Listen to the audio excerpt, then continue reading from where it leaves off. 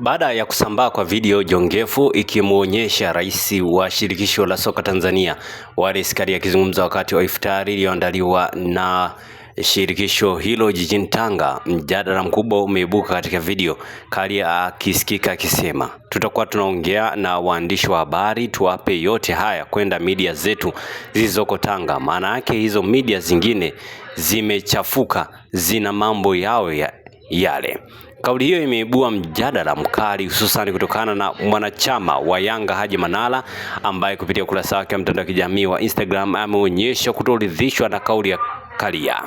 Katika ujumbe wake, Manara ameandika, hizo media nyingine unazosema zinachafua hizo huzitumia kuhamasisha soka nchi hii na hizo zilizokutambulisha kwa jamii.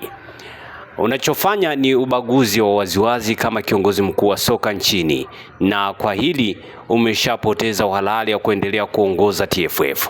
Manara ameendelea kudai kuwa rais huyo wa TFF amepoteza sifa za kuendelea kuongoza shirikisho hilo. Amesema sioni tena kama unastahili kubaki kwenye shirikisho kama kiongozi. Umeleta ukanda na umedharau media nyingine za nje ya mkoa wa Tanga. Kiburi na majivuno yako yamevuka mpaka. Kiukweli jamaa, he is too drink in power to be sober. Aidha, Manara amedai kuwa Karia anazua migogoro kati ya vyombo vya habari vya Tanga na vile vya nje ya mkoa huo. Ameendelea kumshutumu kwa kile alichokiita kutafuta huruma kwa kutumia jukwaa la iftari.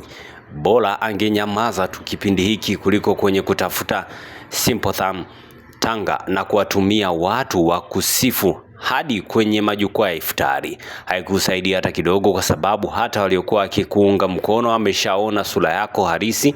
Katika hitimisho lake, Manara amependekeza kuwa Karia apishe nafasi hiyo na kuachia makamu wake kaimu urais wa TFF hadi uchaguzi ujao 2026. Hadi sasa kauli ya Karia imeendelea kuzua mijadala mikubwa kwenye mitandao ya kijamii, huku Manara akiwataka wana Yanga kuanza kampeni ya Karia must go.